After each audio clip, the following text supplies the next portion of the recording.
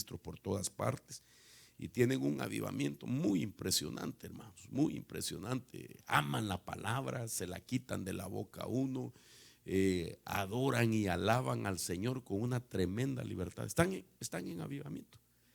Y así es que oremos, ¿verdad?, para que Dios siga haciendo la obra. Quizás en un futuro mandemos a alguien de pastor de por acá. Los lanzamos también, así es que aprendan al máximo. ¿Quiénes se apuntan de los que están acá? Irse a México.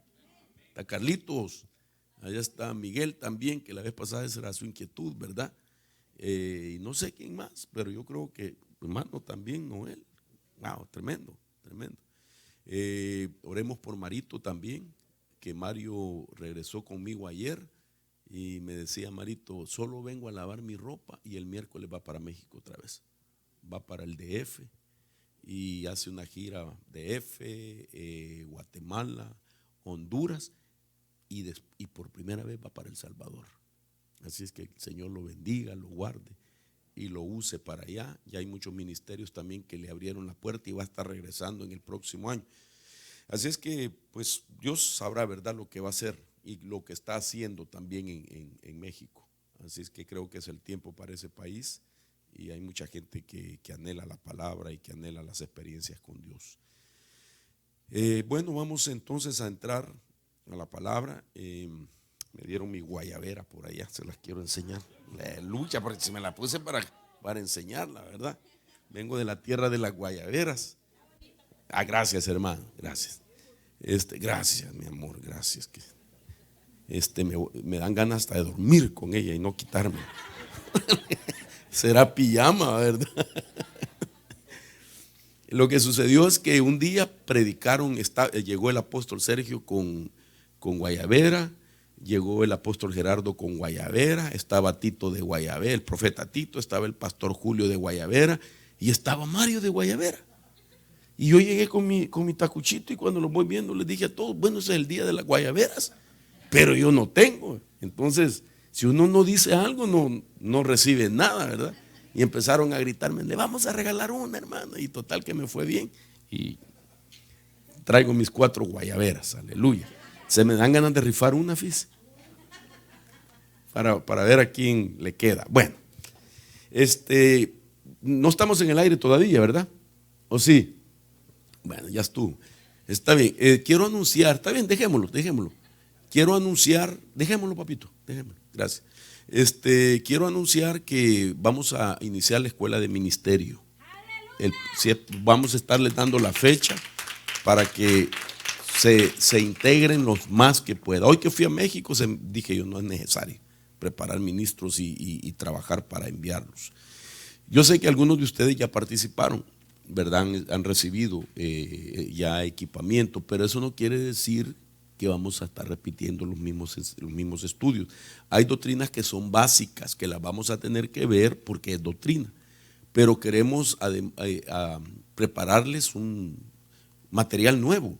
Entre ese material necesitamos enseñarles también a cómo hacer sus propias presentaciones, porque he notado, ¿verdad? Espero que nadie se sienta mal, pero he notado que algunos usan letritas muy chiquititas, otros usan colores que no se miran. La gente que los está siguiendo no lo mira, la letra es muy pequeña.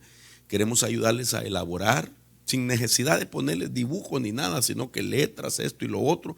Y queremos también de enseñarles a documentarse, pues porque es mucha gente la que está viendo de muchos lugares que nos están siguiendo, y entonces que aprendamos todos a trazar la enseñanza, ¿verdad? No solo subirnos y predicar cualquier tema, y si es posible trabajar en la corrección de ortografía también, porque es importante la ortografía.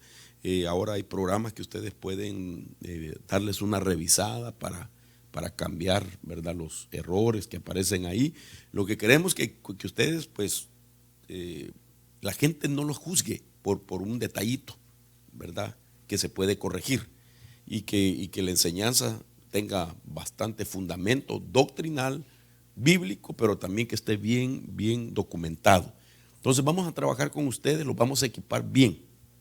Va a haber sería un nuevo trimestre de herramientas, les vamos a enseñar a usar los programas de Biblia, etcétera, y qué material ustedes van a tener como recursos de investigación para que pues cuando les demos el privilegio, ustedes puedan desarrollar un buen tema. Creo que ese va a ser uno de los requisitos a partir del 2020 para que les demos el púlpito. Entonces los vamos a equipar para darles púlpito, porque no queremos darle púlpito a que se suban a decir cualquier cosa, ¿verdad? Porque pues queremos invertir en ustedes tiempo y con todo respeto y sin el ánimo de echarle flores a nadie, pero aquí deberían de haber buenos maestros de la palabra, buenos maestros, porque yo no me subo a enseñar cualquier cosita, sino que les he enseñado cómo trazar esto y lo otro. Entonces queremos tener hijos espirituales que se hayan formado bien, ¿verdad? Y sé que todo esto es un proceso, porque nadie de la noche a la mañana, yo soy consciente, a mí no me gusta oír las prédicas que di hace 28 años. Qué feo me oí, hermanos. Manuel López hace poco me enseñó un mensaje que todavía lo tiene, y cuando me lo puso yo le dije, ¿y ese quién es? Me dijo, pues eres tú. ¿Serás tú? Le dije así, ¿verdad? Y me dijo, no, es un mensaje tuyo. Y le dije, no, hombre, no me lo pongas, no me gusta. Pero pues eso es lo que a nosotros nos ha llevado a anhelar, progresar y prosperar también en eso. Amén. Así que esta escuela viene con un paquete muy bueno para que todos aprendan. Vamos a anunciarlo y les vamos a explicar cómo se va a desarrollar, ¿verdad? Va a ser como una escuela, con libreta de notas, con exámenes trimestrales y luego finales, y ya cuando se termine el curso vamos a tener un servicio de graduación y reconocimiento y todo. Si finalizamos eso bien, les voy a anunciar que otra cosa vendrá, para que tengan ustedes también un respaldo del país, de Estados Unidos, legal, de que ustedes han cursado estudios para ser ministros. Amén. Y lo demás lo va a hacer el Espíritu Santo. Bueno, pero alegrate, Miguelito, así, alegre, un grito de júbilo si fuera posible. Aleluya. Bueno, oremos pues.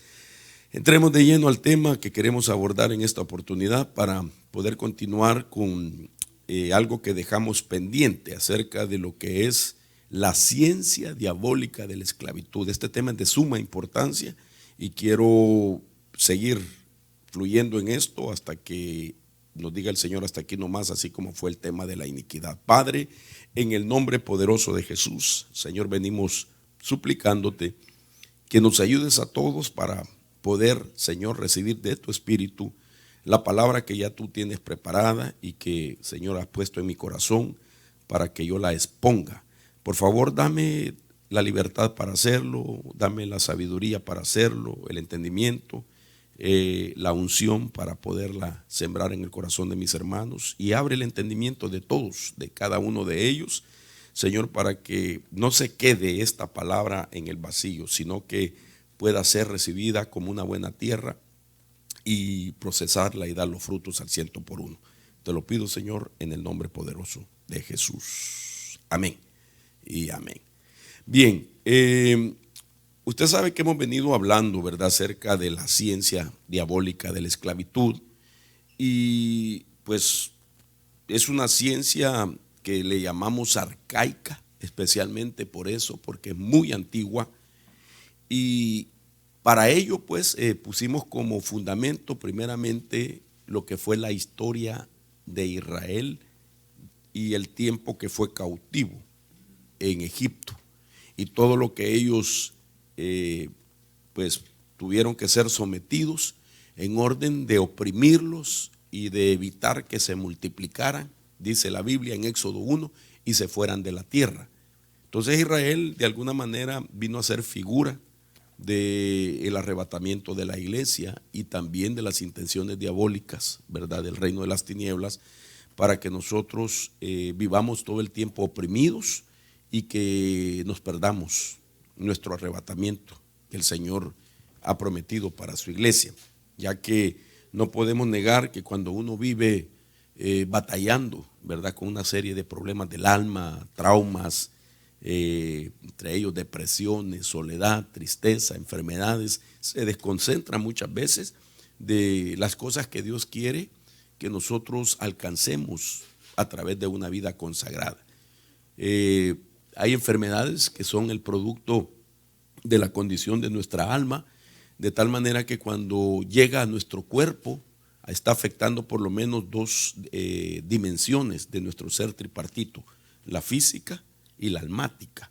Entonces la gente se concentra mucho en batallar con esas dos dimensiones, de tal manera que se desconecta de lo que es la parte espiritual, o la parte del espíritu, mejor dicho, la parte del espíritu, y eso no le permite alcanzar el desarrollo, el crecimiento, la madurez, para poder llegar a la estatura del varón perfecto y poder escapar, ¿verdad?, en ese arrebatamiento.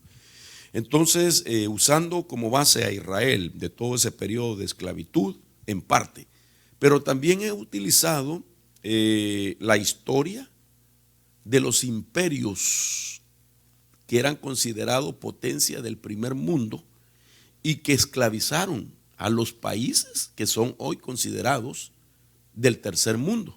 Los países del tercer mundo, como recordará en las primeras enseñanzas, puse un mapa y ahí pues está bien claro que abarcan desde Suramérica, Centroamérica y el Caribe, etcétera, ¿verdad? Países que hoy se comprenden como países latinoamericanos o hispanoamericanos, ¿verdad? Que ya tiene que ver entonces con suramericanos, centroamericanos y países del Caribe.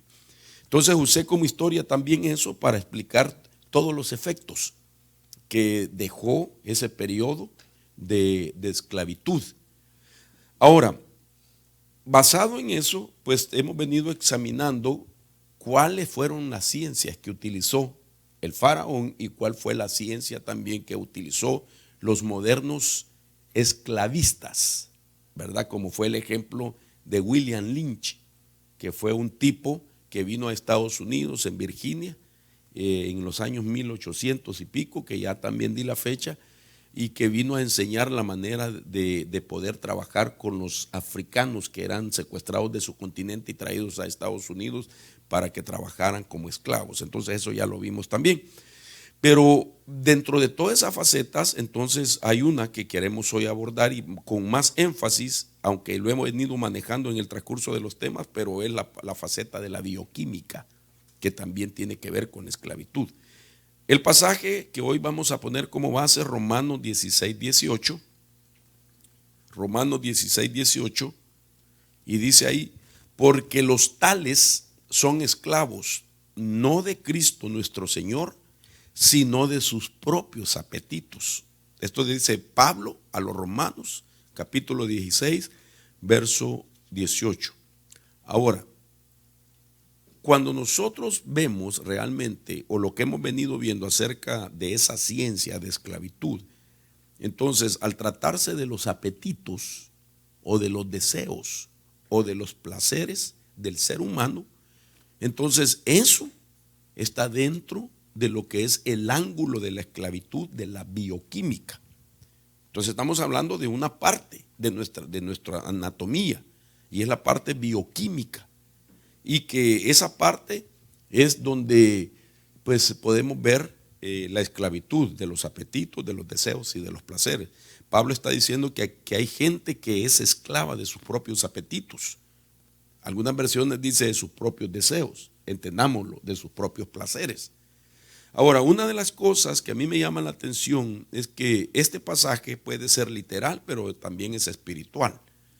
Al ser espiritualmente o espiritualmente hablando, no podemos negar que un creyente que todavía está considerado como esclavo en sus placeres es una persona que más o menos, poder usar un porcentaje, va a tener problemas en un 80% con deseos, apetitos y placeres de la vida pasada, si no ha sido todavía rota esa faceta de esclavitud.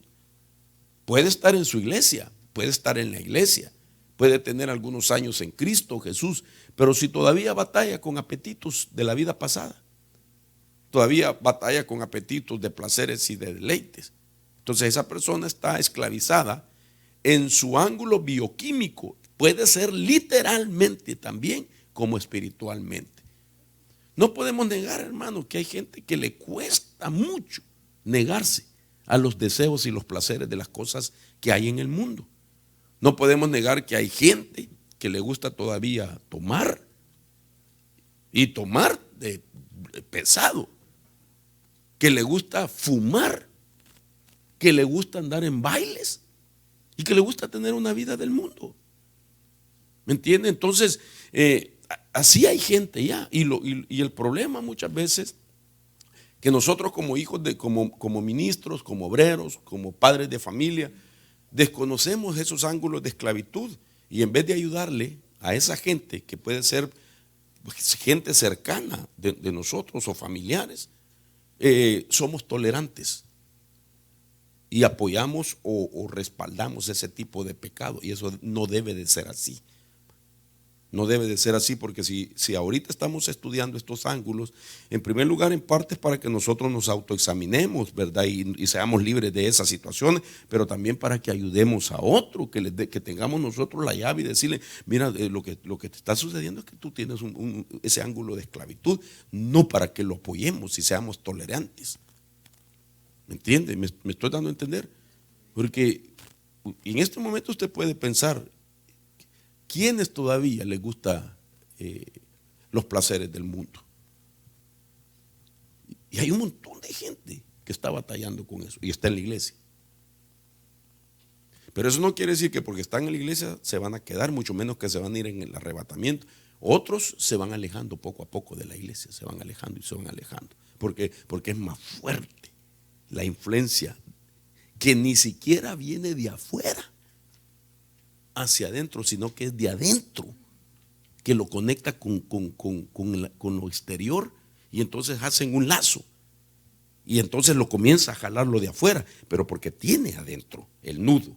Entonces esto es lo que tenemos que trabajar nosotros, de tal manera que entonces, para recordarle, hemos venido viendo que esa ciencia está comprendida por lo menos de estos ángulos o perfiles, como queramos llamarlo, que sería la parte psicológico, la parte neurológico, la parte bioquímico o bioquímica, que vamos a hablar ahora, lo biológico, lo genético, lo espiritual, lo hormonal y la conciencia. De esto hemos venido tocando hasta hoy. Ahora, enfocándonos directamente en la parte de la esclavitud bioquímica o los efectos bioquímicos de la esclavitud, dije hace 3 o 4 semanas que di el tema número 5, me parece, el cuarto, hoy es el quinto. Ok, entonces hablé que hay 2 formas de alterar la bioquímica en el cuerpo.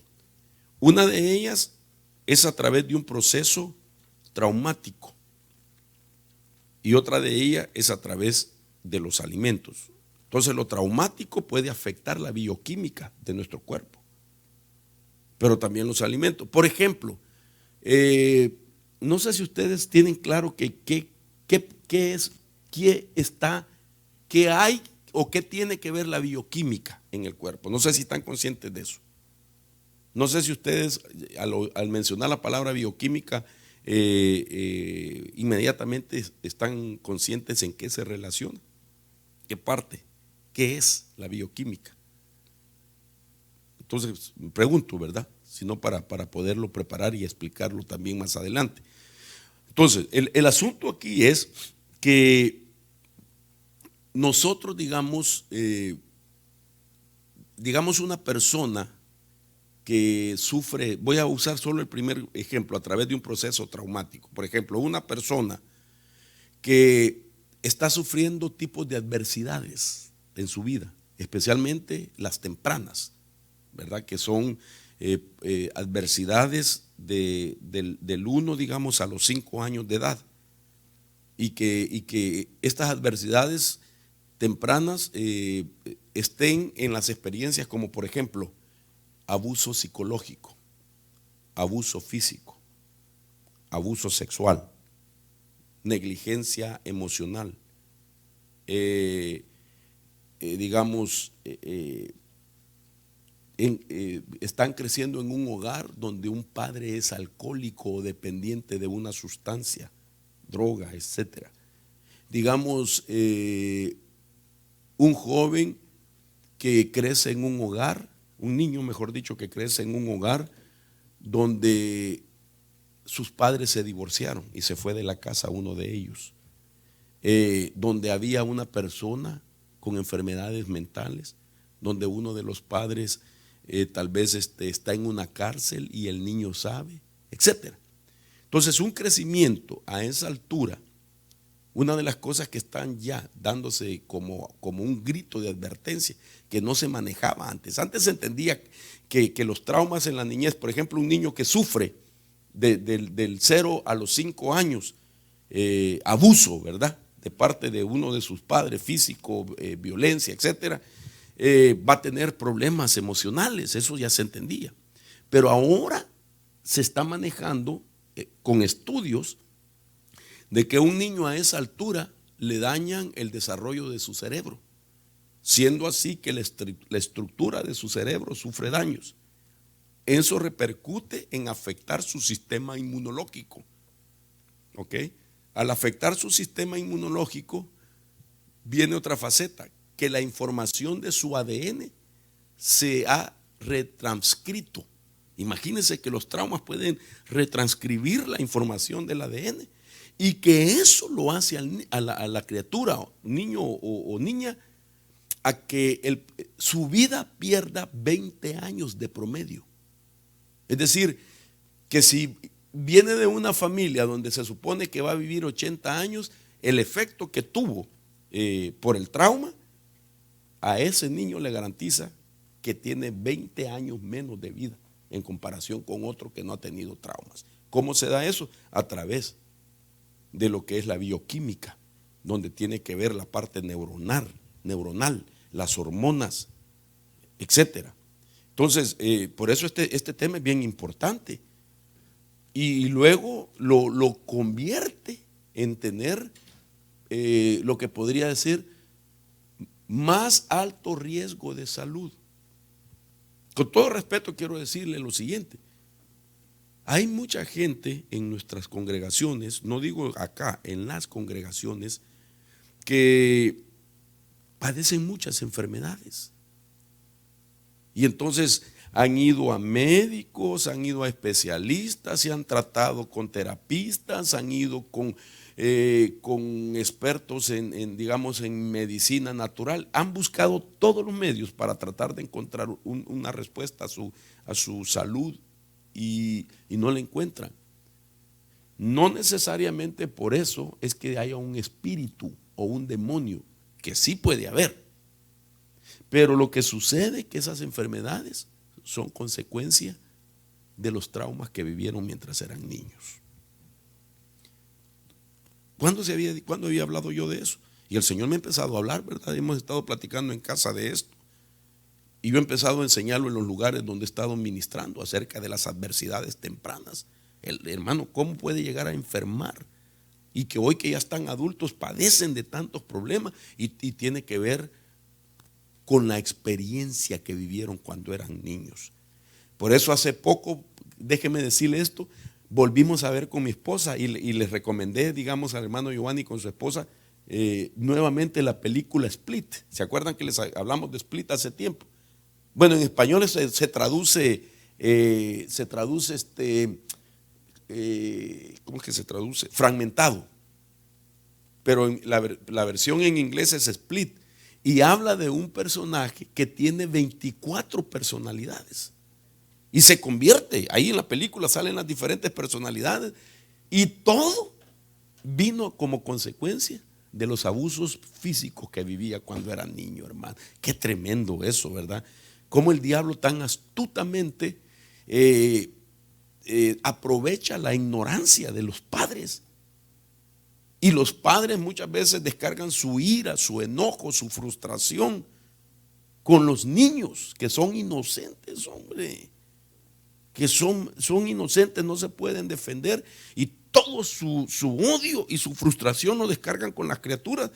dañándolos, sin darse cuenta que están siendo títeres del reino de las tinieblas, porque Satanás sabe que si agarra a un niño en ese momento, lo convierte en un adulto con grandes problemas. Y entonces volvimos a ver esa película con mi esposa y me quedé yo bien impresionado. Entonces yo dije, la verdad que encontré la base también que inspiró a esta compañía cinematográfica para hacer esa película. Ellos dicen que no está basada en la vida real de ninguna persona, pero sí existió un personaje, ¿verdad? Yo sé que tal vez ustedes lo han visto, que hasta ese personaje en una de su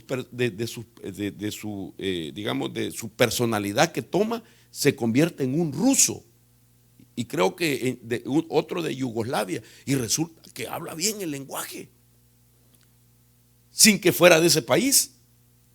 ¿Hasta dónde impacta la mente que la persona toma una personalidad de cierta nacionalidad donde nunca ha estado y que empieza a hablar el lenguaje nato o nativo de ese lugar, como que de ahí fuera?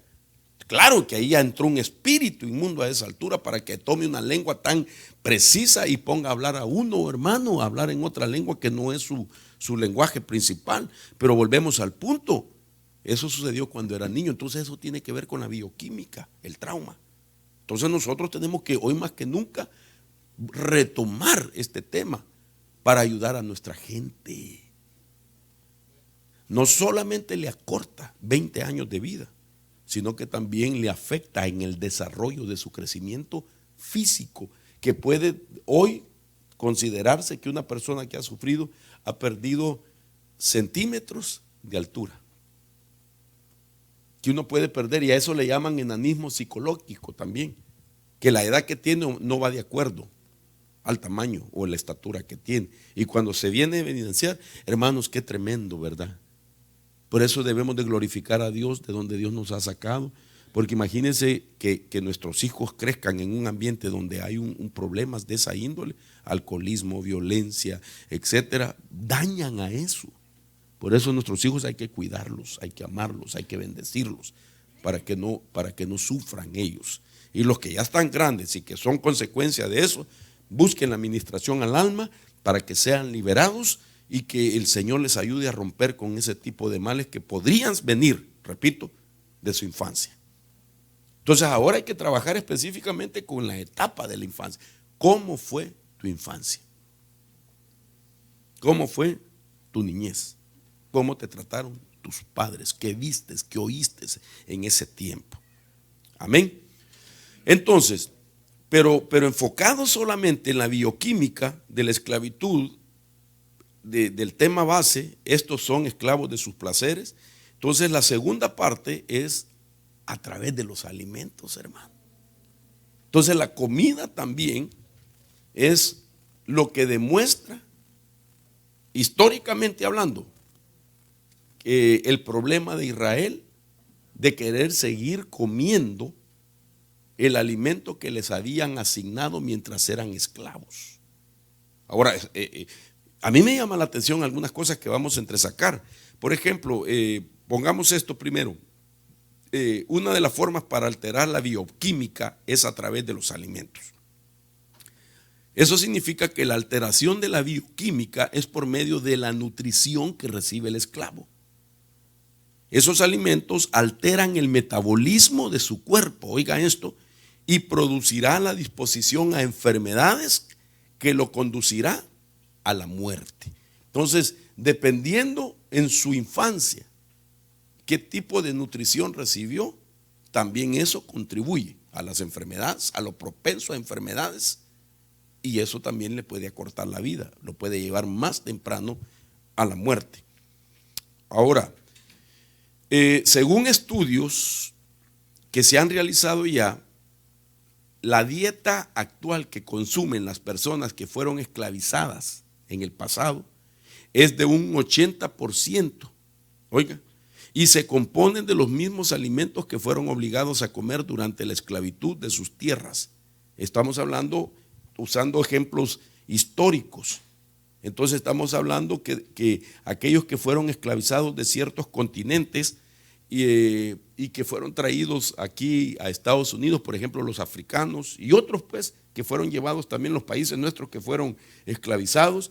Entonces la comida que todavía tienen el día de hoy, el 80% es comida de esclavos. Y eso viene también a dar lugar a por qué todavía siguen teniendo las mismas enfermedades que sus padres tuvieron cuando literalmente fueron esclavos.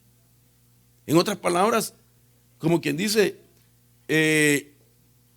enfermedades de esclavos producidas por la dieta que tenían los esclavos.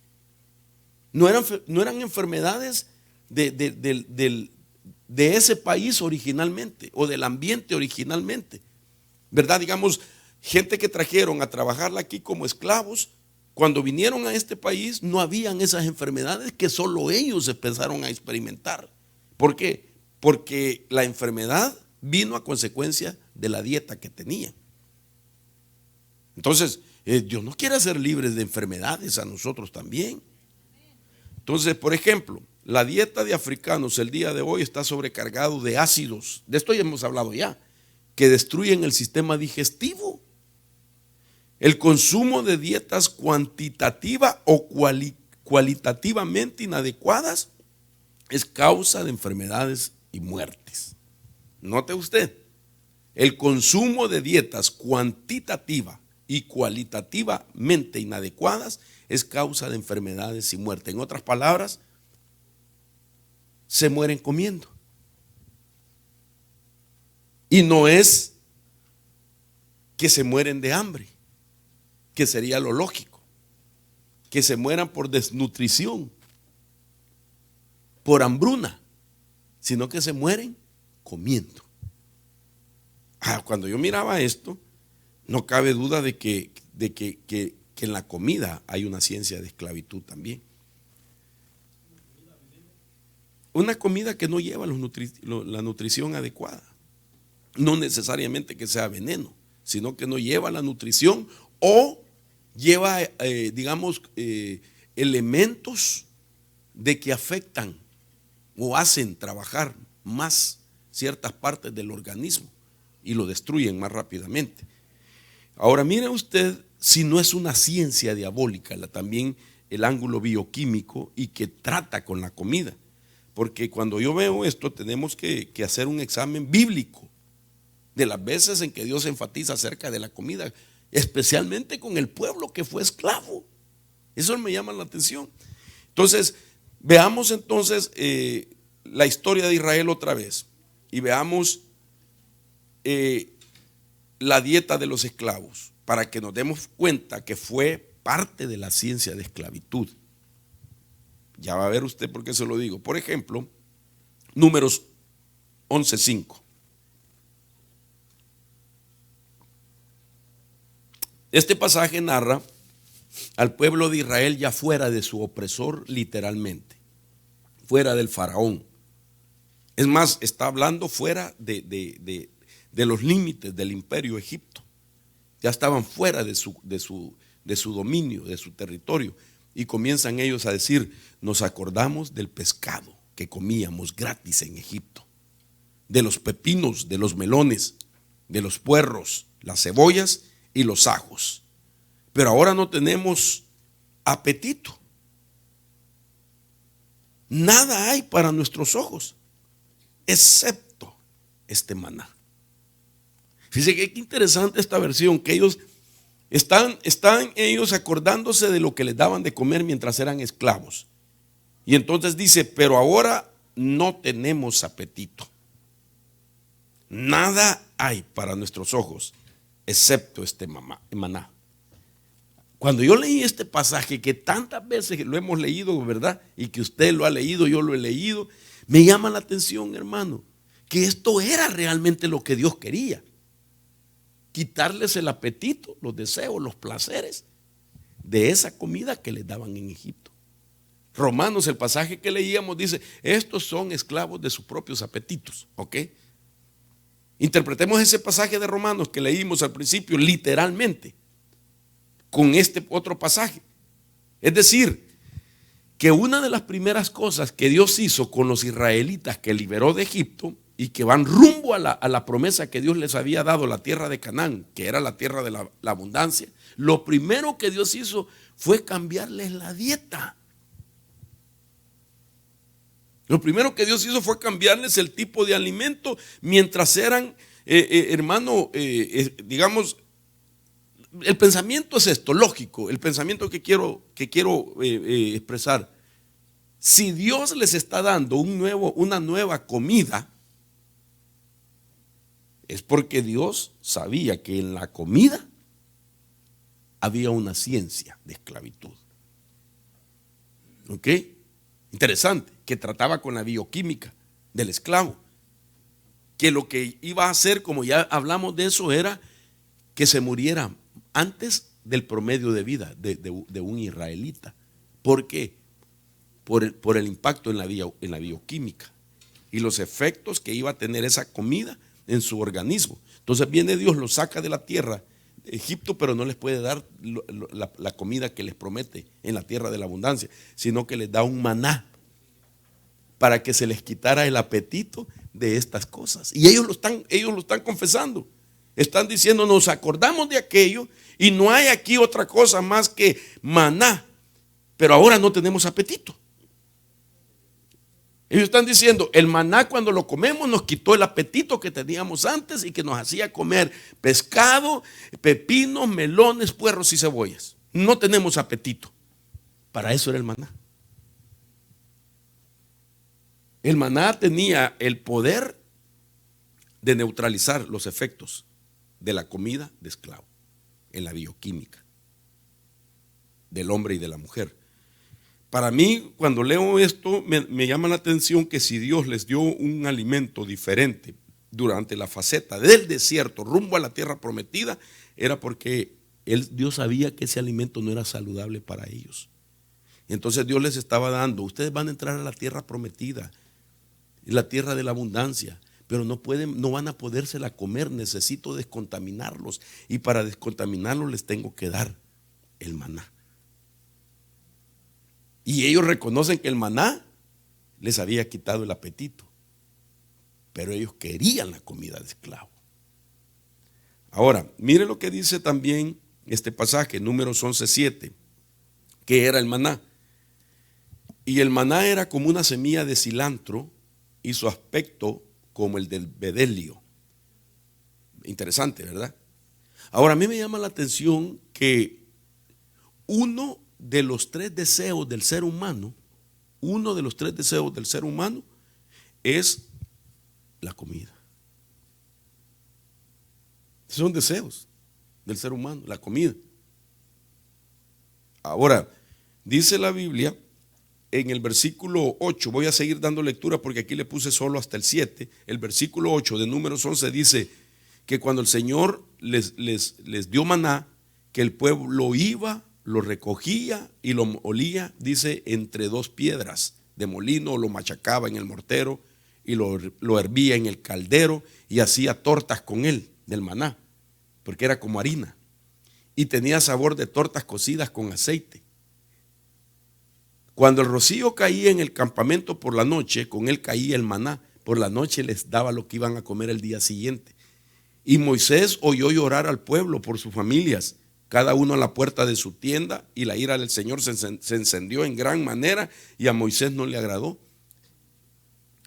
11:13 dice, mire lo que le dijo Moisés a Dios, ¿de dónde he de conseguir carne para dar a todo este pueblo? Porque claman a mí diciendo, danos carne para que comamos. En otras palabras, ellos rechazaron el maná. ¿Cómo decirlo, hombre? Hoy en día, para que la gente no coma mucho, digamos aquella gente que está habituada a comer bastante y que tiende a subir de peso demasiado, hoy existen las operaciones, ¿verdad? Le reducen su estómago, así, el conducto del estómago, para que sea poquita la comida que entre. El maná trabajaba, era el bisturí de Dios. para que a ellos se les quitara el hambre. Y la Biblia dice que no tenían apetito, pero ellos protestaron. Dice que tremendo. Ellos protestaron. Ahora miremos realmente el deseo de la comida, como le dije ya, es uno de los tres deseos más fuertes. Ahora mire lo que ellos despreciaron. Ellos despreciaron, según el Salmo 78:24, la comida de los ángeles. Salmo 78:24 dice: hizo llover sobre ellos maná para comer y les dio comida del cielo, pan de ángeles comió el hombre. Dios les mandó comida hasta saciarlo y ellos rechazaron el maná. La Biblia dice que cuando lo cocinaban tomaban un sabor, como una torta de aceite, hecha con aceite. Pero según los estudiosos, ya le voy a poner en un momento, el maná ni ellos supieron qué era. Solo hasta que Moisés escribe en el Salmo 78 y dice: era comida de ángeles. ¿Quién le habrá revelado a Moisés eso? Porque el maná lo que quiere decir, ¿qué es eso? O sea, la palabra que ellos dijeron: no tenemos otra cosa más que este maná. Y maná quiere decir, ¿qué es eso? Imagínense. ¿Qué va a comer, hermano? Bueno, voy a comer, pero no sé qué es eso. Voy a comer ese maná, no sé qué es eso. Nadie sabía. Nadie sabía, solo Dios sabía, y por eso Dios les mandó el maná. Y el Salmo dice: les di a comer pan de ángeles, de poderosos, de príncipes, dice una versión. Algún cariturista o alguno que haya tenido una revelación con angelical, perdón hermano, solo perdón, ¿verdad? ¿Ha visto algún ángel de sobrepeso? Pregunto.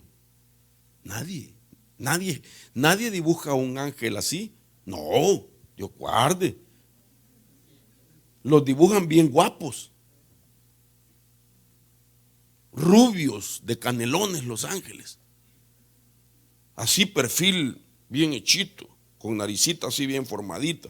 Los hacen bien tremendos a los ángeles. Pero nadie ha dicho que ha visto en una revelación a un ángel todo desfigurado, con nariz de Mr. Magoo y todo eso, ¿verdad? Nada por el estilo. Ahora, ¿por qué quiero decir esto? Porque resulta de que Dios estaba tratando con el cuerpo de ellos para romper la esclavitud en el ángulo bioquímico. Ahora mire, por ejemplo, veamos estas tres cosas que tenía el maná. El maná tenía la sobrenaturalidad que cambiaba de sabor según la mente del que lo comía. Ahí está el maná. ¿Qué es eso? Voy a comer maná, pero voy a pensar que es un filete miñón, que es un ribeye, término medio, aleluya, que es un porterhouse, como el que se come el hermano Noel, bien cocinado. Me quiero comer mi gallinita asada, y si es india, mejor, o criolla, como diga usted, acompañado de un caldito con verduras y espagueti que tenga el sabor de que es criolla, aleluya, hasta que diga ¡ajúa! ¿Me voy a entender? O sea que lo que ellos pensaban, ese era el sabor que tenía el maná. Se disolvía en el paladar a manera de no hacer trabajar, oigan esto, forzadamente el aparato digestivo. Es decir, hacer más ligera la digestión. Ay, no, como su pastor, que si come carne a las 11 de la noche tiene que estar hasta las 5 de la mañana sentado en la cama, diciendo, y más si me invitaron ese día a comer y me pagaron la comida por aquel hermano, hombre, que me pagó la comida, y yo no hubiera comprado eso tan caro, pero como él me dijo, pida lo que quiera. Imagínense que este maná se disolvía en el paladar para no hacer que trabajara forzadamente el aparato digestivo. Les descontaminaba de los efectos bioquímicos de la comida egipcia. Era un trabajo en su bioquímica, y ellos no lo entendieron. A pesar de que dijeron, es que este pasaje a mí me llamó mucho la atención. Nos acordamos de esto, de lo otro, pero no tenemos apetito. Pues para eso era.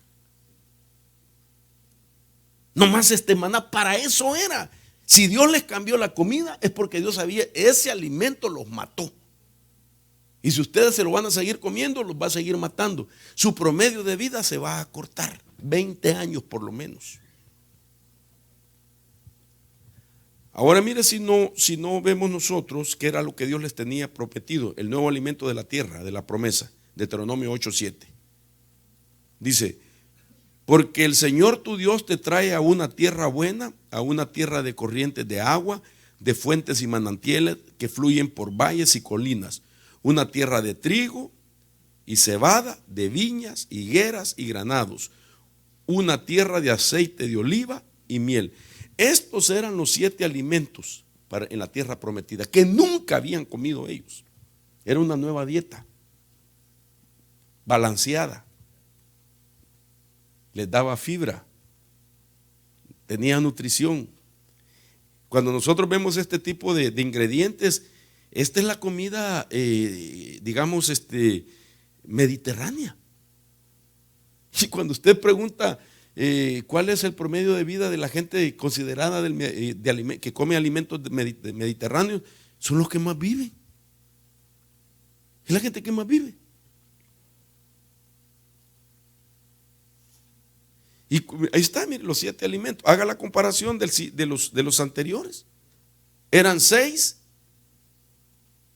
de Egipto y eran 7 de Canaán, pero la clave era la descontaminación a través del maná.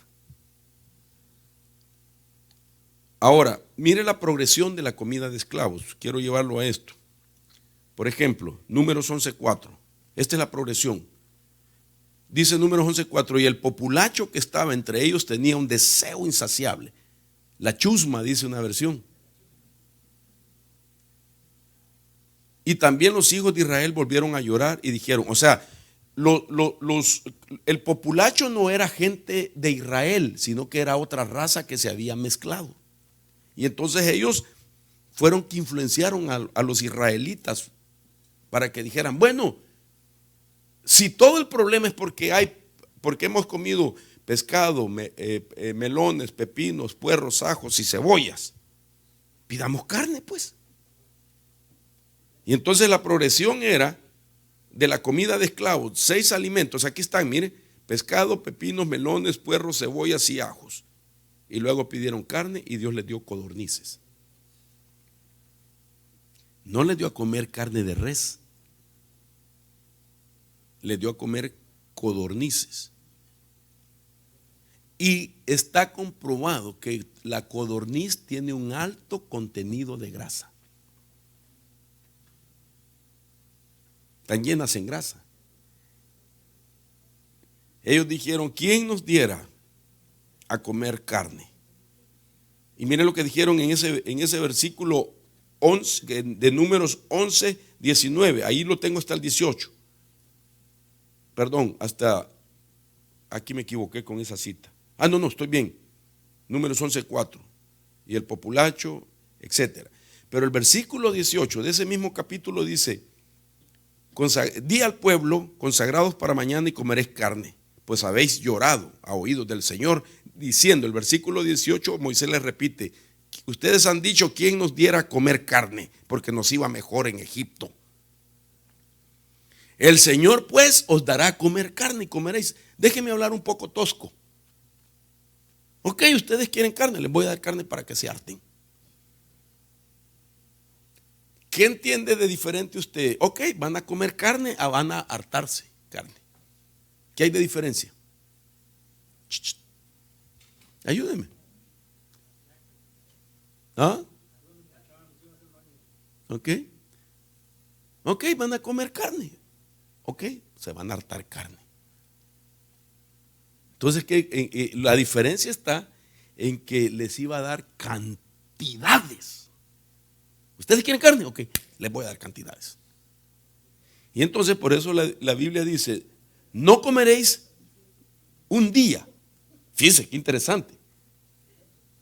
Estoy leyendo Números 11:19. No comeréis un día, ni 2 días, ni 5 días, ni 10 días, ni 20 días, sino todo un mes hasta que os salga por las narices y os sea aborrecible, porque habéis rechazado al Señor que está entre vosotros y habéis llorado delante de Él diciendo, ¿por qué salimos de Egipto?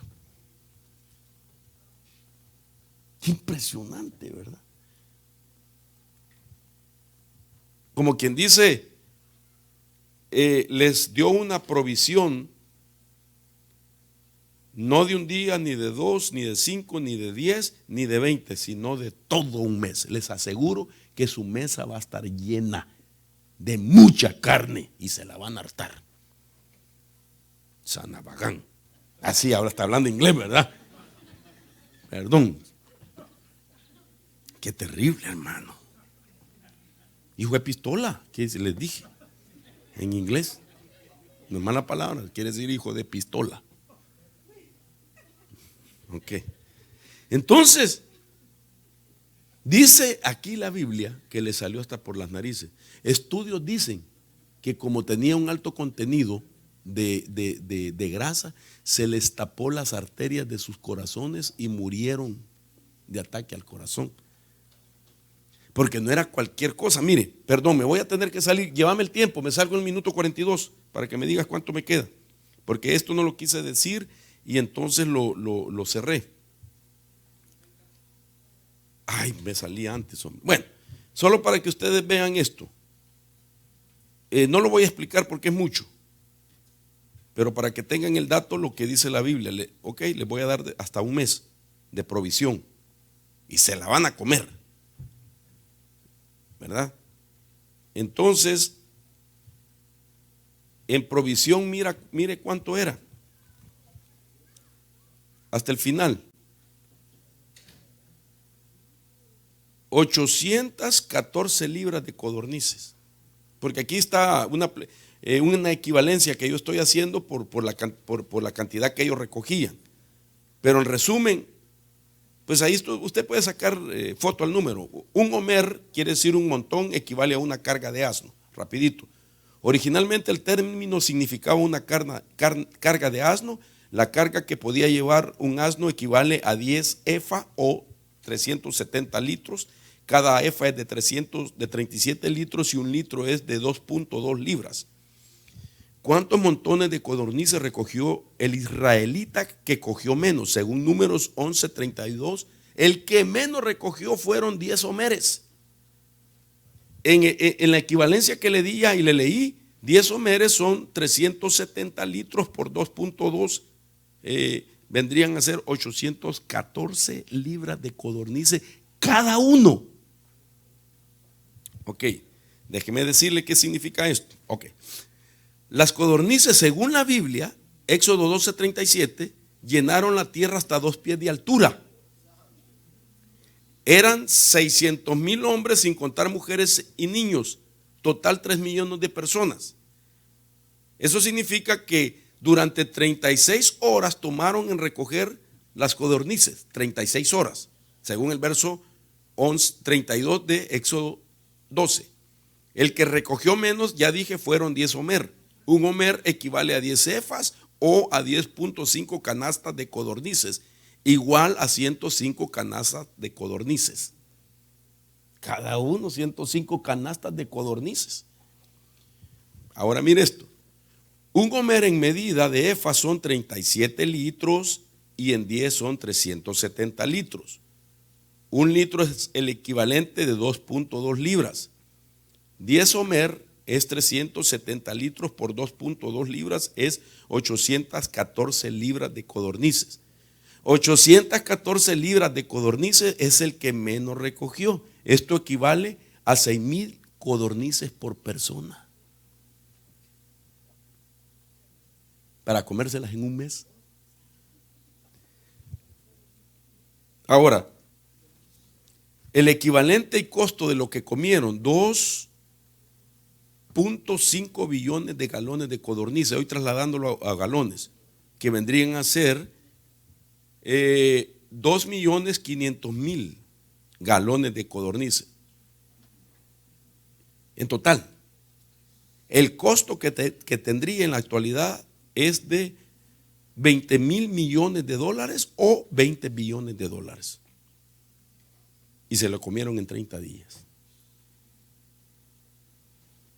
Y se murieron.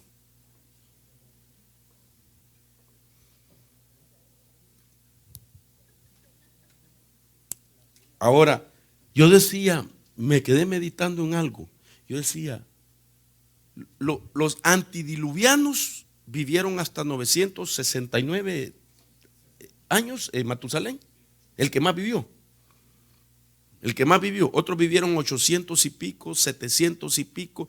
Quizás el que menos vivió de los antidiluvianos fue Enoc, 365 años. Pero se fue vivo, no murió. Se lo llevaron, está vivo todavía. Ok. Viene el Señor y en ese periodo de tiempo no se comía carne. No comían carne antes del diluvio. Después del diluvio empezaron a comer carne. Pero Dios dijo, su promedio de vida será de 120 años. Les acortó con la comida los años. Eso significaba que a partir de ahí todo el hombre iba a vivir como mínimo 120 años. Pero viene Moisés, escribe en el Salmo 90 y dice que en lo más robusto, que el promedio de vida es de 70 años y en lo más robusto es 80. ¿Quién le dijo a Moisés que se iban a cortar los años? Si él es el autor del Pentateuco y escribe algunos salmos. Entonces, para mí, Moisés se atrevió a decir, señoras y señores, ya no es de 120 años. ¿Por qué? Porque como ellos insistieron en seguir comiendo la comida de esclavos y les dio comida con mucha grasa, entonces en su bioquímica cambió la información y los puso en grandes posibilidades y doble riesgo de muerte por enfermedades, ataque al corazón. Eso significa, miren lo que dice aquí el Salmo 90:10. Los días de nuestra vida llegan a 70 años y en caso de mayor vigor a 80. Con todo su orgullo es solo trabajo y pensar porque pronto pasa y volamos. Esto significa, Moisés tuvo la revelación de que la comida de los esclavos impactó la bioquímica del israelita, acortando sus días de existencia, y escribió esto en el Salmo 90. Lógico, ¿verdad? Moisés sabía, ahora con la comida que ellos han decidido comer, que es de esclavos, el promedio de vida es de 80. Haga la cuenta de 120, de 80 a 120, son 40 años menos de vida. O sea que el ser humano todavía podría vivir naturalmente, sin ser longevo, 120 años. Pero se acortó a 80, que es el promedio de vida. 80 años y dígase comiendo bien ahora. Qué terrible, ¿verdad? Ahora mire si no es una ciencia diabólica. Por ejemplo, esta era la dieta de esclavos, la que estamos viendo. Ahora miremos la dieta para cautivar. Cautivar no es lo mismo que esclavitud. Daniel 1:3. Entonces el rey mandó a Aspenas, jefe de sus oficiales, que trajera de los hijos de Israel algunos de la familia real y de los nobles, jóvenes en quienes no hubiera defecto alguno, de buen parecer, inteligentes en toda rama del saber, dotados de entendimiento y habilidad para discernir, y que tuvieran la capacidad para servir en el palacio del rey. Y le mandó que les enseñase la escritura y la lengua de los caldeos. El rey les asignó una ración diaria de los manjares del rey y del vino que él bebía, y mandó que los educaran por 3 años, y al cabo de los cuales entrarían al servicio del rey. Entonces, la dieta para cautivarlos era que comieran comida babilónica, no que comieran el alimento de la tierra prometida, porque ya ellos lo sabían. Ahora el rey Nabucodonosor, digamos, no, aquí dice Aspenas era, el rey Aspenas.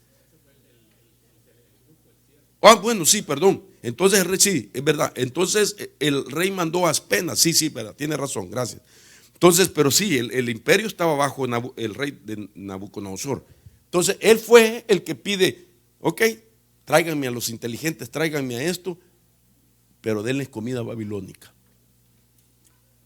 como ellos eran judíos, cautivos en Babilonia, los hicieron que comieran una comida, pero Daniel y sus amigos se negaron. Ahora mire lo que dijo Daniel.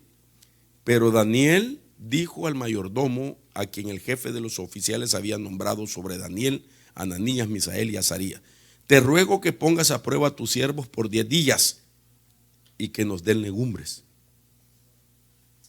para comer y agua para beber. Que se compare después nuestra apariencia en tu presencia con la apariencia de los jóvenes que comen los manjares del rey. Haz con tus siervos según lo que veas. Y la Biblia dice en el versículo 14 de este mismo capítulo: los escuchó pues en esto y los puso a prueba por 10 días. Al cabo de los 10 días su aspecto parecía mejor y estaban más rollizos que todos los jóvenes que habían estado comiendo los manjares del rey. Así que el mayordomo siguió suprimiendo los manjares y el vino que debían beber y les daba legumbres. Y cuando ya ellos salieron, se miraban saludables y fuertes. Ahora, si para esclavos era una comida, para cautivar era otra comida, mire esta batalla de comida. Ahora, no vaya a decir que yo estoy hablando que le voy a poner a dieta. No es eso, no es eso. Ese es asunto suyo. Porque lo que estoy explicando esto literalmente para ser esclavos y cautivos literalmente, pero yo le quiero dar la aplicación espiritual de lo que significa. A eso vamos. Entonces, el alimento del esclavo, esto significa que ser alimentados mal altera la bioquímica y el metabolismo de la persona. El metabolismo de un organismo determina las sustancias que encontrará nutritivas y las que encontrará tóxicas. Es decir, que nuestro sistema de todo lo que comemos, cuando está normalmente, agarra lo bueno y deja que fluya en nuestro organismo, y lo malo lo rechaza. Pero cuando nuestro metabolismo está malo, agarra lo malo parejo, hermano. Ese es el problema, el metabolismo. Por eso, y el metabolismo cambia de los 30 años para arriba. Pierde un porcentaje. Y así sucesivamente. No, yo antes me comía una mi vaca y me iba a dormir tranquilo, hermano, cuando tenía 30 años. Ahora que tengo los 32, no, hombre, hermano. De nacido de nuevo, ¿verdad? Entonces, terminé la introducción. Y vamos con la esclavitud bioquímica espiritualmente hablando. Todo esto era necesario explicarlo, para explicar lo espiritual, porque para eso pusimos este pasaje al principio. Romanos 16, 18. Porque los tales son esclavos, no de Cristo nuestro Señor, sino de sus propios apetitos. Ahora, esta palabra apetito puede ser deseo o puede ser placer. Entonces empecemos por definir la bioquímica del placer. Todos tenemos bioquímica del placer y tenemos que ver cómo se define. Ahora, mire cómo se define. El placer se puede definir, se puse ahí, como un sentimiento positivo, agradable, que se manifiesta en un individuo consciente de manera natural cuando satisface plenamente algunas de sus necesidades. Esa es una manera cuando uno quiere saber el significado de la bioquímica del placer. Por ejemplo, el placer, beber cuando se tiene sed, comer cuando se está con hambre, dormir cuando se está cansado. Ahí hay bioquímica del placer. Y digamos, cuando usted tiene mucha sed y toma agua, imagínense que el agua es sin sabor y uno siente un sabor muy rico, ¿verdad? Cuando el agua le está dando la nutrición que uno necesita. Cuando está deshidratado, cuando tiene esa sed y tómela, qué rica el agua, y no tiene sabor. Ese es placer. Ahora, si usamos algún diccionario para definir también el placer, por ejemplo, placer se puede traducir como gustar. viene de una raíz que se menciona como placere, que significa gustar, y el sinónimo, por eso dije que según unas versiones dice deseos, placeres o apetitos, porque sus sinónimos son eso: deleite, gusto, delicia, apetito. Ahora, en la bioquímica, como estamos hablando de esa parte bioquímica, de química de nuestro cuerpo, digamos, las sustancias que son responsables para el placer, usted recuerda que lo hemos hablado en otras oportunidades, son y podrían ser la dopamina, las endorfinas, la oxitocina, la serotonina, entre otras. Estos son llamados también químicos recompensadores del placer. Trabaja en la faceta bioquímica de nuestro cerebro. Ahora, cuando nosotros hablamos de bioquímica del placer, eso significa también de que alguien nos formó el placer para algunas cosas. Por ejemplo, yo ahorita me di cuenta, hoy que anduve de allá, ¿verdad?, con los hermanos, parece que San Cristóbal de las Casas es una tierra donde se produce o se trabaja mucho en la producción de cerdo, del cerdo. Comen mucho cerdo, hermano. Esa es la comida preferida de ellos. Y yo les pregunto, ¿y no les hace daño? Ellos dicen que no, ¿verdad? Pero hermano, yo me quedé helado porque se come bastante ahí, se come mucho.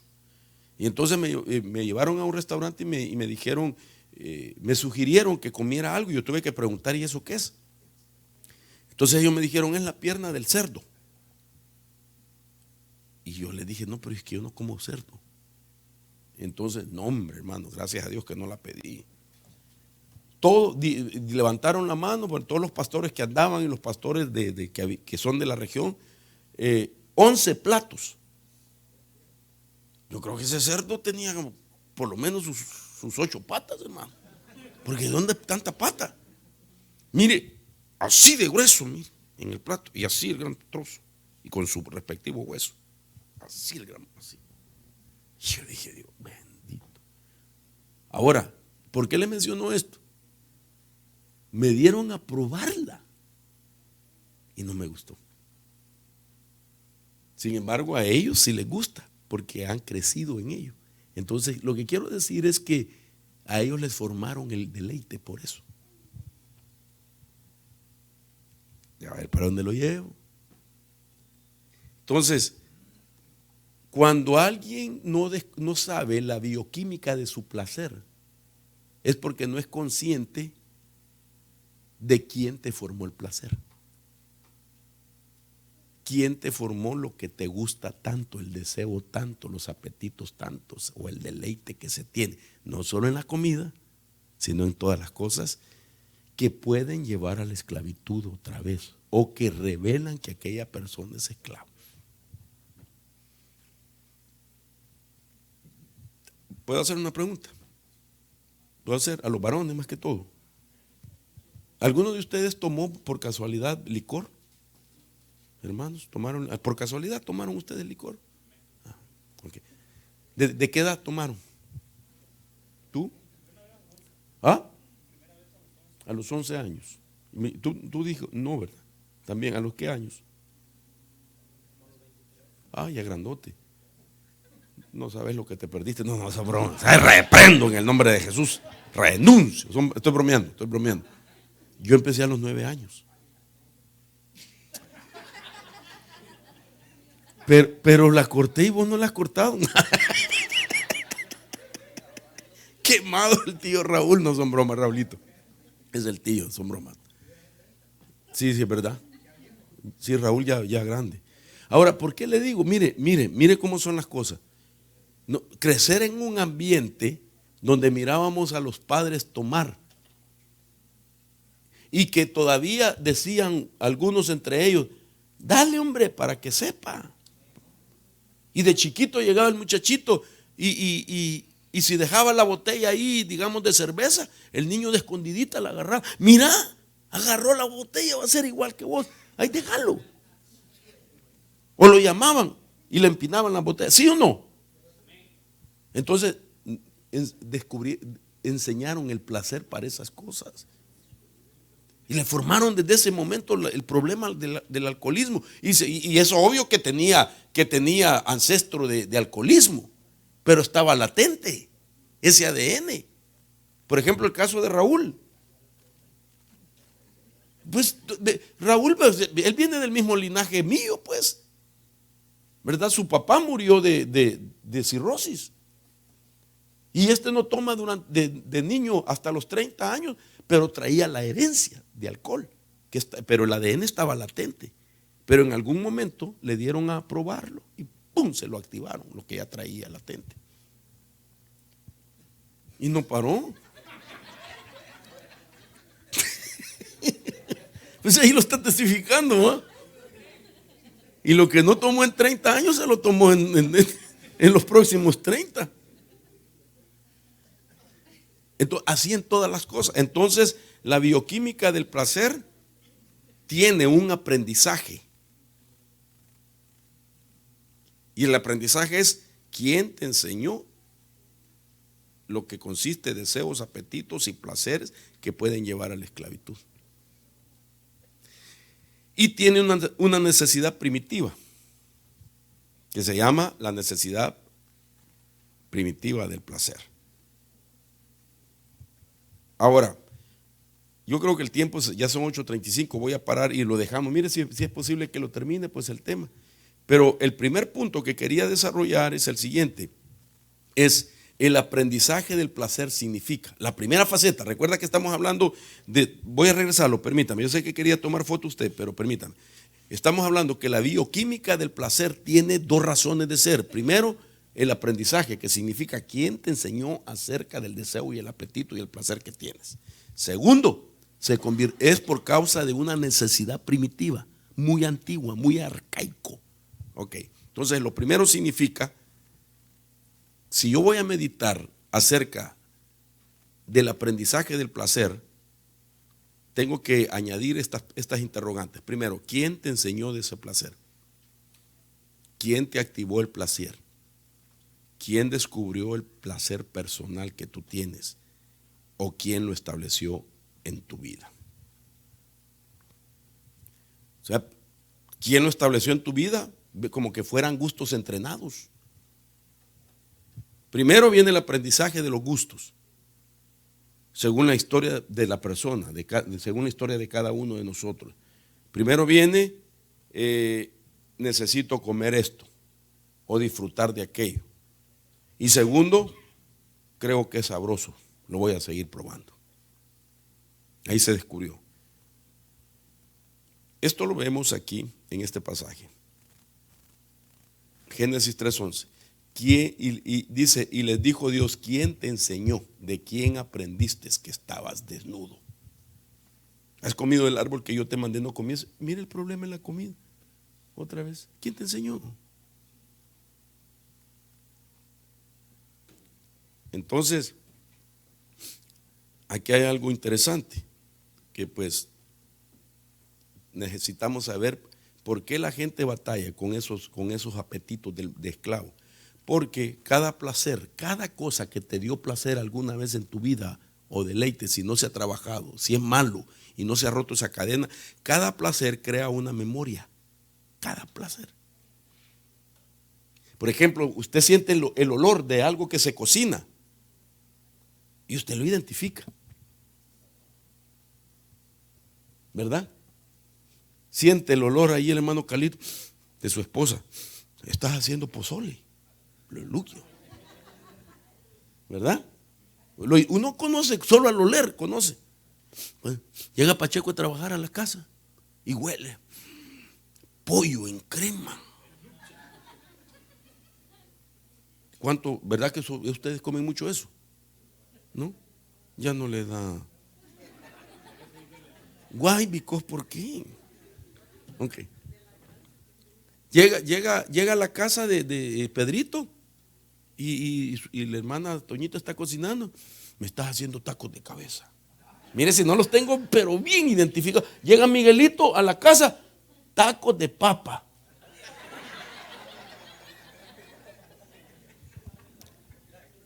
Manuelito llega a la casa de la hermana Ivonne, su pollito asado que hacen ustedes.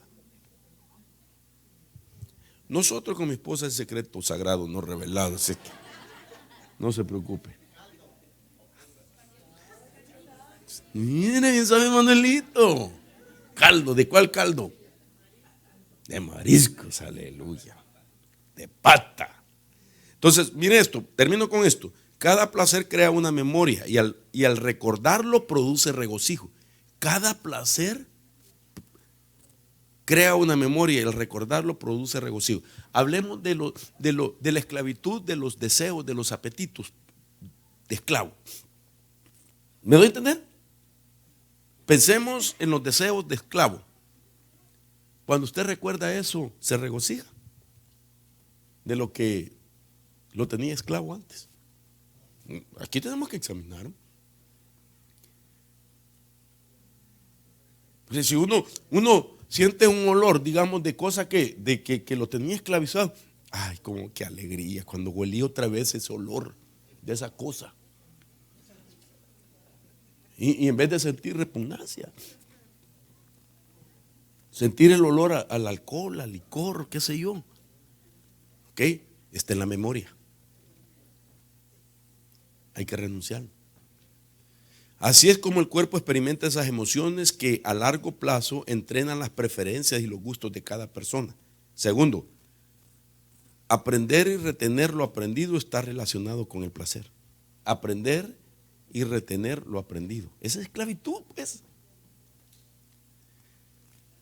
Recordamos en un placer porque la dopamina activa al hipocampo para que lo archive.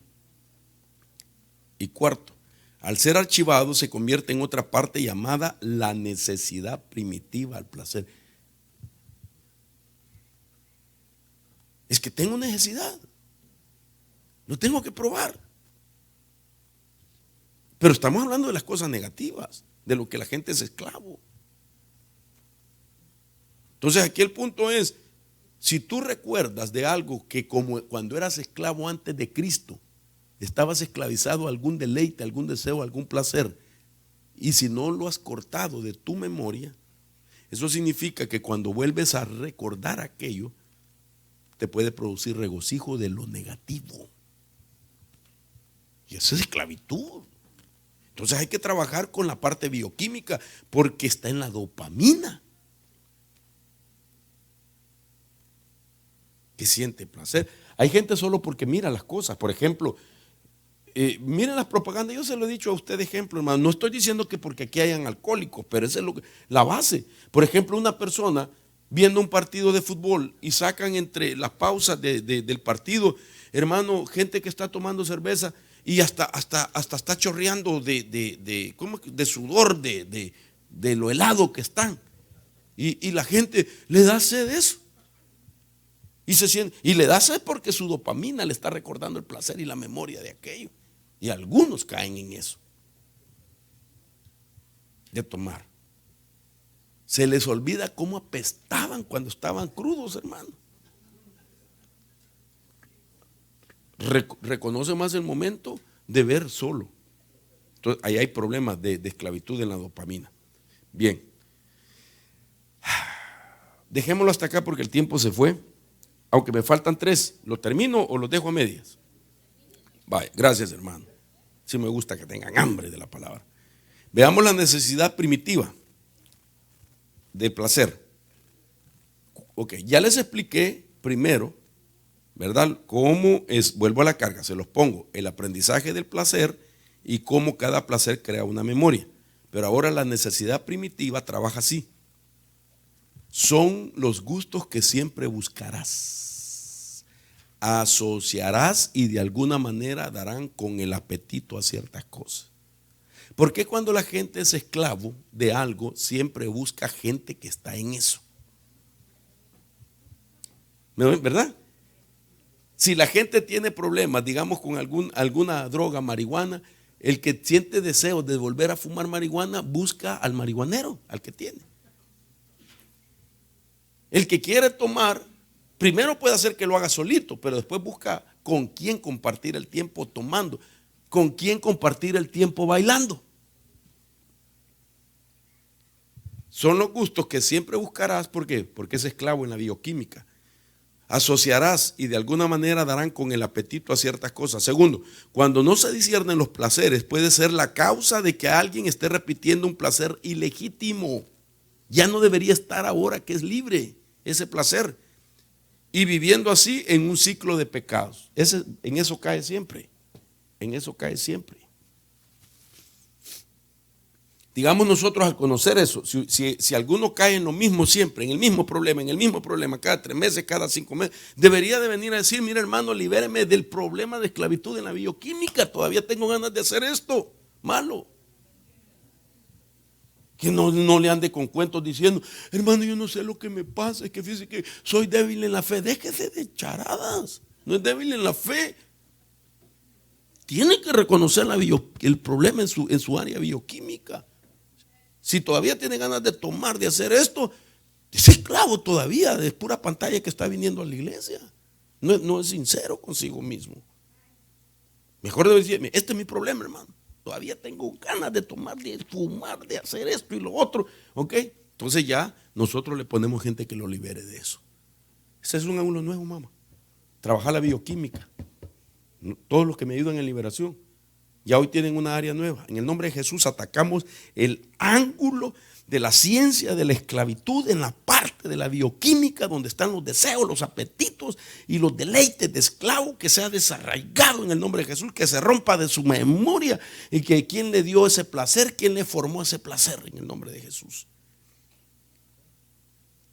El engaño es que todo placer se mantiene solo por escasos minutos tras experimentar de una situación particular. La dopamina es químico que invita a la repetición del placer. Ponga su dopamina bajo el señorío de Cristo. Hoy más que nunca. Ponga bajo el señorío de Cristo. Los placeres formados. Ay, aquí es donde no quería llegar. Pero es el último. Usted me dijo que le diera. Los placeres formados. Como ejemplo, el hombre y la mujer al casarse y tener su primer encuentro íntimos crean apetitos. Eso es lo normal. Casados.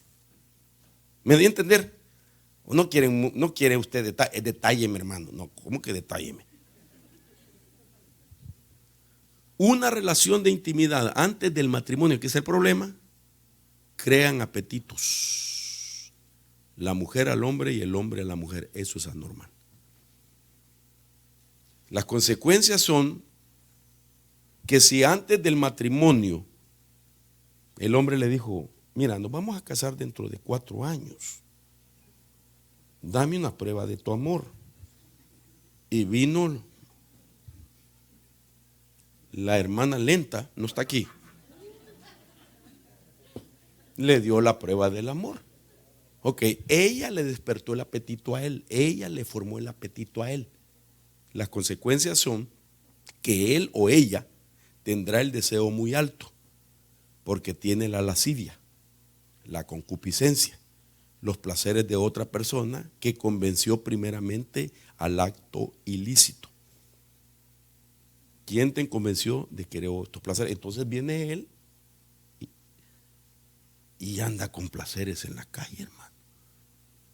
Y después la hermana viene a poner queja, pero ella le formó el apetito.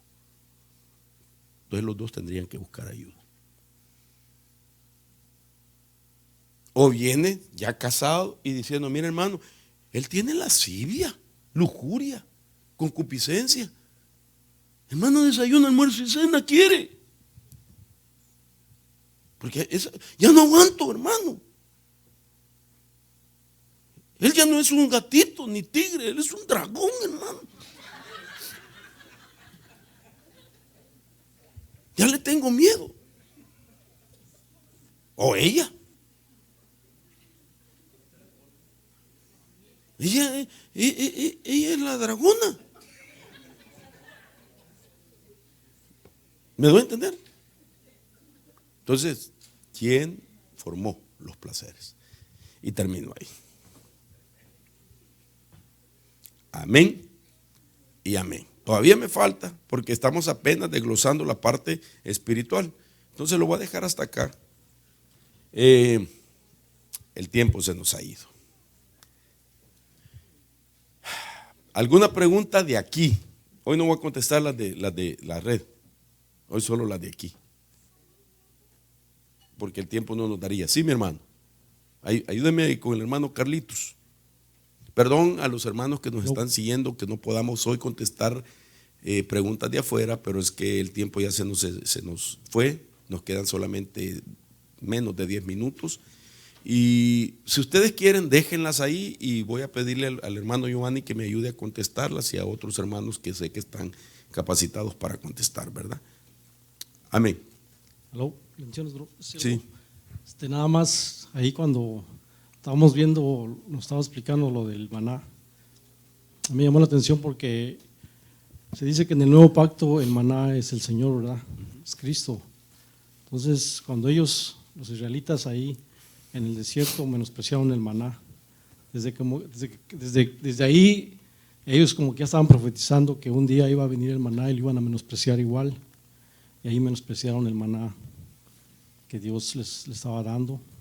Y después, a los no sé cuántos años podríamos hacer la cuenta, ¿verdad? Iba a venir el Señor y lo iban a menospreciar igual. O sea que ahí ya se veía una profecía acerca de eso. Sí, en el plano profético se puede considerar, porque ciertamente pues el Señor Jesús vino en una apariencia humana que no les impactó mucho a ellos. Para ellos no traía atractivo el Señor. Así dice la Biblia, que fue sin atractivo. Así como era el maná, era una cosa para ellos insignificante. Esa es la aplicación, y la Biblia dice que Él dijo: yo soy el pan que descendió del cielo. Entonces les estaba recordando lo que Israel había hecho también. Acuérdense que Israel de arriba les mandaron pan que les iba a dar vida y ellos lo despreciaron. Yo soy ese pan que descendió del cielo y en mí hay vida. Y ellos lo vieron sin atractivo y lo despreciaron. Amén. ¿Alguien más? Bendiciones, apóstol. Amén, Carlitos. Solamente estaba buscando en las diferentes versiones cuando estaba usted hablando acerca de las cantidades. Y pues para poder ponerlo pues a la manera de como nosotros conocemos pues las medidas. Por ejemplo, en México se habla de kilos. Y entonces en la versión BAD dice que el que menos, nadie recogió menos de 2 toneladas. Entonces me sorprendía que dice una persona 2 toneladas, ¿cuándo se las come? Y ellos dicen que en un mes se la comieron. Un mes. Y para que dice que estuvieron recogiendo ese día, la tarde y la noche 36 y horas. al siguiente día. Sí. Fíjese qué interesante, porque lo que dice esa versión, porque resulta que para que coman esa gran cantidad de comida es porque se les despertó un apetito insaciable. En cambio el maná les había quitado el apetito por la comida y ahora ellos se les desata un apetito insaciable, hermano, que llegaron a comer esas grandes cantidades que dice esa versión. Yo me di cuenta, por ejemplo, le contaba a mi esposa, si es verdad, en México ustedes manejan mucho kilo, ¿verdad? Me dijeron: ¿quiere probar, digamos, por decir así, camarones al mojo de ajo? Y yo dije: no, hermano, que mucho huele a ajo, aunque sea una orden. Y una orden traía solo 6 camarones, así. Y le dijo el otro: no, pedile 1 kilo. Yo dije: cara de hartón, ¿me vieron o qué? Y le dije: no, hermano, mire, hermano. Y un hermano pidió, era un volcán de camarones. Y ellos no se asustaron, pero era 1 kilo, se puede imaginar 1 kilo de camarones. Bastante. Pero ahora con esa versión que 2 toneladas cada uno. ¡Hala, qué bárbaro, hermano! Tremendo. Pero eso era Dios por haber despreciado el elemento que Dios estaba usando para romperles la esclavitud en la bioquímica de su cuerpo. Y les había resultado porque les quitó el apetito. Ellos mismos dicen ahí en la Biblia, y ahora se les desata el apetito. Y no paraban de comer. Ahí quiere decir que todo el día comieron. Todo el día, todo el día, todo el día. Yo creo que hasta dormido, hermano, metía en la... Así hay gente que hasta dormida come. De veras, hermano. De veras, hay gente, o solo se despierta y come. Puro capulina, ¿va? Le da hambre, come, duerme, come y así sucesivamente, un ciclo. Amén. Amén. ¿Alguien más? Hermano Noel.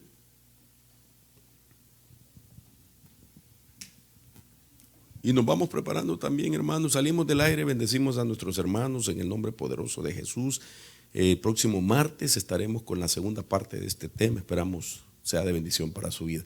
Háganos saber de dónde estamos llegando y si es de bendición para su vida. Vamos a entrar a la escuela de ministerios y vamos a instruir para ver cómo vamos a abrir también para los que no están físicamente aquí en Oregon. Amén. Amén. Bendiciones, apóstol.